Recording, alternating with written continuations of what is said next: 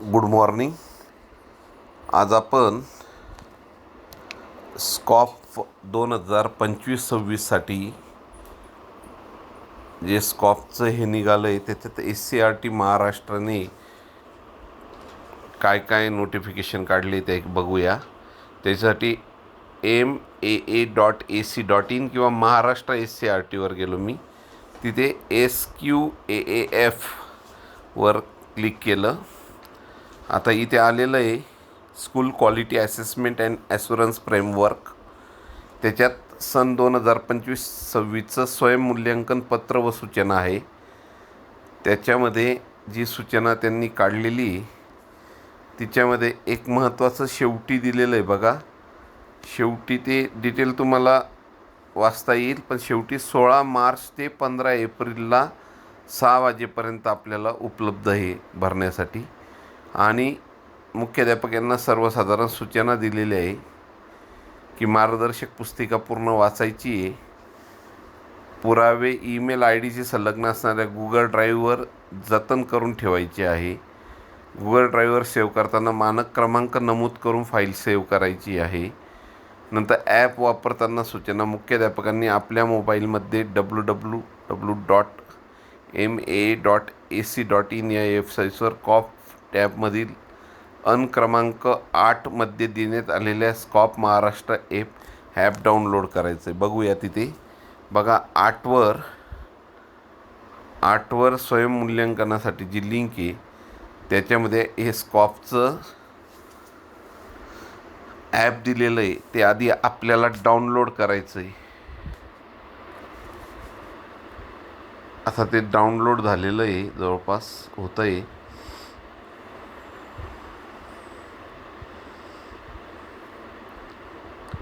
खास त्याच्यासाठी ॲप त्यांनी डेव्हलप केलं आहे.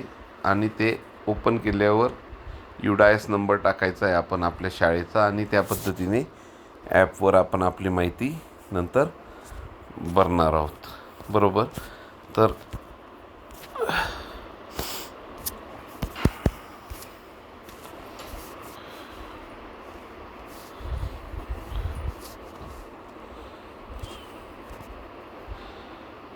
ॲपचं झालं आता काम आपलं. आता याच्यामध्ये जवळपास सर्व गोष्टी दिलेल्या आहे. शासन निर्णय दिले आहे, सूचनापत्रक दिलं आहे, मार्गदर्शक पुस्तिका दिली आहे. आता स्कॉप मार्गदर्शन व्हिडिओसुद्धा दिलेले आहेत. याच्यात लिंक आहे, प्रस्तावना व्हिडिओ 1 दिलेला आहे, कार्यक्रमाची संरचना व्याप्ती. व्हिडिओ 2 जो आहे त्याच्यात क्षेत्र 1 दिलेलं आहे. व्हिडिओ क्रमांक 3मध्ये क्षेत्र 2 दिला आहे. व्हिडिओ क्रमांक 4मध्ये क्षेत्र 3 दिला आहे. व्हिडिओ क्रमांक 5मध्ये क्षेत्र 4 दिला आहे. आता समजा सहावा क्षेत्र बघायचं आहे मला, तर क्षेत्र क्रमांक 6साठी हा लाभार्थ्यांचे समाधान म्हणून यूट्यूब आहे, ते ओपन केलं आपण. इस लड़के को इसकी गर्लफ्रेंड धोखा देती है और उसे पानी में गिरा देती है. पानी के अंदर उसे मिलता है खजाना.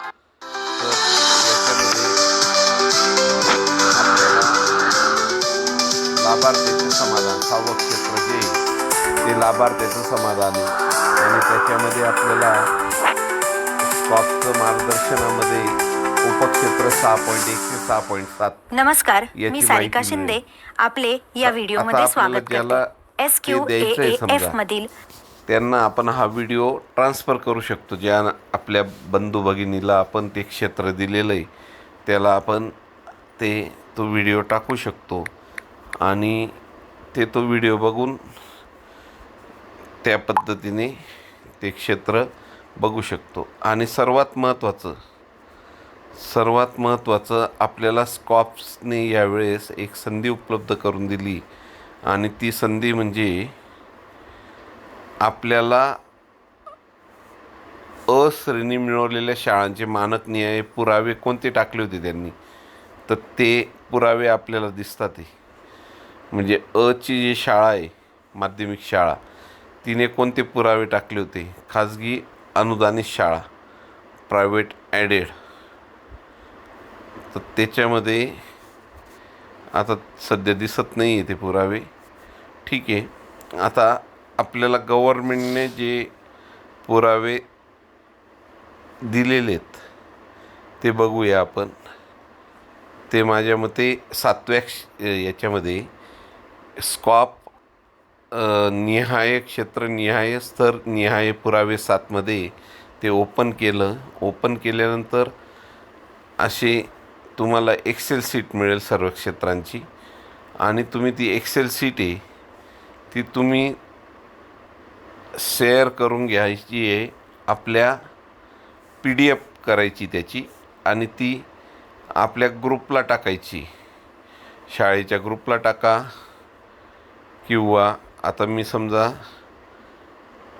शाळेच्या ग्रुपवर टाकतो. ती ग्रुपवर टाकल्यानंतर आपल्याला ते स्कॉपचे प्रत्येक याच्यातले पुरावे क्षेत्र आणि पुरावे माहीत पडतील. आता पहिलं क्षेत्र आहे त्याच्यामध्ये 1.1 उपक्षेत्राचं 1.1.1ला मुख्याध्यापक शिक्षक अभ्यासक्रमाचे निगडीत दस्तावेज आहे का, तर NEPची कॉपी आहे का, क्षेत्र आहे का, तर आपण मीटिंग घेतलेली आहे का, म्हणजे NEP मुख्याध्यापक शिक्षक प्रत्यक्ष संवादाची आपण स्तर 1साठी फोटो टाकायचा आहे. स्तरसाठी उद्बोधन कार्यशाळा उपस्थिती त्याचा फोटो, आणि पाठ नियोजन दैनिक वाचन याचा स्तर 3साठी, आणि स्तर 4साठी शिक्षक निरीक्षण किंवा लॉगबुक विद्यार्थिनी या अध्ययन स्तर आपण हे करतो. शिक्षक सभेचा फोटो टाकू. NEP SCF NCPमधील अध्यापन पद्धती संबंधित विश्लेषण. आता हे 4ही फोटो टाकले तर स्तर 4 मिळू शकतं. वार्षिक अभ्यासक्रमामध्ये 1.2ला त्याच पद्धतीने प्रत्येक ठिकाणी प्रत्येक याचे 4 क्षेत्रांसाठी तुम्हाला काय पुरावे ते पुरावे दिलेले आहे. उदाहरणार्थ 1.4.1साठी विद्यार्थ्यांच्या खेळण्यासाठी क्रीडा साहित्याची नोंदवही असेल, त्याच्यानंतर आरोग्य तपासणी नोंदी असतील तर त्याला स्तर 1 मिळेल. मग मैदान असेल, व्यवस्था असेल, पोषक संतुलित आहाराच्या नोंदी ठेवल्या असतील, शालेय आयोजित आरोग्य क्रीडा उपक्रम असतील तर स्तर 2 मिळेल. क्रीडा तासिकाचा वेळापत्रकात समावेश आहेच, तो स्तर 3मध्ये आलो. आणि क्रीडा उपक्रमांची यादी फिट इंडिया, खेरो इंडिया, बाह्य स्पर्धेतील प्रमाणपत्र ते असेल तर, म्हणजे हे असं सर्वच्या सर्व क्षेत्रांचे पुरावे इथे दिलेले आहेत. मग हे कुठे मिळतात आपल्याला, तर आपल्या SCRTच्या वेबसाईटवरच मिळतात, म्हणून कुठे शोधत बसायची गरज नाही आहे ते. तर ते हे जे SCRTचं जे स्कॉपचं आहे त्याच्यामध्ये मी परत एकदा सांगतो आपण कशा रीतीने गेलो होतो. SCRT महाराष्ट्र गुगलमध्ये टाईप करायचं आणि सर्च करायचं, तिथे डायरेक्ट तुम्ही स्कॉपवर जाऊ शकता आणि तिथे तुम्हाला सर्व काही गोष्टी मिळतील. आणि एकदम म्हणजे ज्याच्यावर तुम्ही विश्वास ठेवू शकाल अशी गव्हर्नमेंटची school quality assessment and assurance फ्रेमवर्कसाठीचं सर्व मार्गदर्शक पुस्तिका पण आहे. मराठीमध्ये, इंग्रजीमध्ये व्हिडिओ आहेत. डॅशबोर्ड पण ओपन होतो डायरेक्ट तिथे स्कॉपचा. त्याच्यानंतर सर्वात महत्त्वाची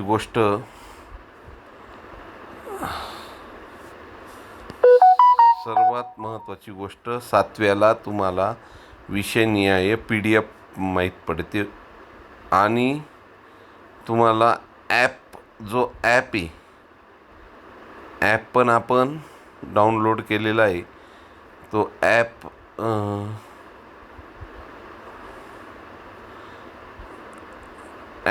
मूल्यांकनासाठी लिंक म्हटलं आहे बघा, स्वयंमूल्यांकनासाठी लिंक, त्याच्यामध्ये तो ॲप तुम्हाला डाउनलोड करता येईल.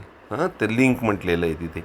आणि सर्वात महत्त्वाचं गोष्ट, तुम्हाला चॅटबोट उपलब्ध करून दिलेला आहे 6व्याला, AIचा सहाय्यक 6व्यामध्ये बघा.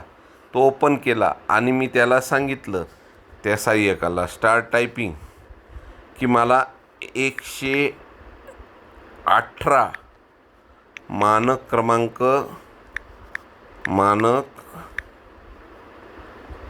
118 चे माहिती व पुरावे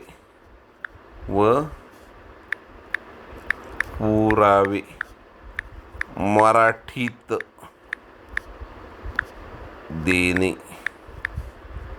असं टाकलं मी, तर तो लगेच मला त्याचं डिटेल्स शोधून देईल तो पेजेस वाचतोय, एक्झामाइन करतोय, रीडिंग करतोय फुल चॅप्टर, गॅदरिंग करतोय म्हणजे एकत्रीकरण करतोय फॅक्ट्स, आणि रिट्रिव्हिंग करतोय, आणि ॲसेस करतोय, आणि सर्च करतोय आपलं डॉक्युमेंट जे पाहिजे. आणि ते दिलेलं आहे त्याने की शालेय गुणवत्ता मूल्यांकन आश्वासक आराखडानुसार मानक 118 हे क्षेत्र लाभार्थ्याचे समाधान आणि उपक्षेत्र 6.1 अंतर्गत येते. याच्यामध्ये काय काय करायचं आहे? प्रारंभिक विद्यार्थी शैक्षणिक स्वतःची मते सूचना व्यक्त करतो, विद्यार्थी प्रतिनिधी निवड, कार्यवृत्त, तक्रारपेटी, प्राप्त सूचनांचे पृथक्करण, सातत्यपूर्व सर्वकष मूल्यमापनचं टाकू शकतो आपण. स्तर 2मध्ये आपण पालक सभा, विद्यार्थ्यांच्या नोंदी, सूचनापेटीतील सूचनाचे विश्लेषण, नंतर विद्यार्थी सभा, शालेय नियोजन, विद्यार्थ्यांच्या सूचनांचा समावेश, आणि शाळा विकास आराखडा आपण संगणक प्रयोगशाळा, लायब्ररी सुविधांच्या विद्यार्थ्यांच्या सूचनांवर केलेली कार्यवाही. तर 4 गुण निर्धारित केलेले त्याच्याकरता. असं तुम्ही ॲसिस्टंट वापरू शकतात. म्हणजे तुम्ही परिषदेमार्फत तुम्हाला नुसतं SCERT महाराष्ट्र केलं आणि या स्कॉपवर गेलं इथे तरी तुम्हाला सर्व काही दिसेल. तरी तुम्हाला स्कॉपची माहिती भरायला सर्व परिपत्रकं SCERTच्या वेबसाईटवर आलेले आहे. त्याचा नक्की तुम्ही उपयोग घ्यायचा आहे. थँक्यू.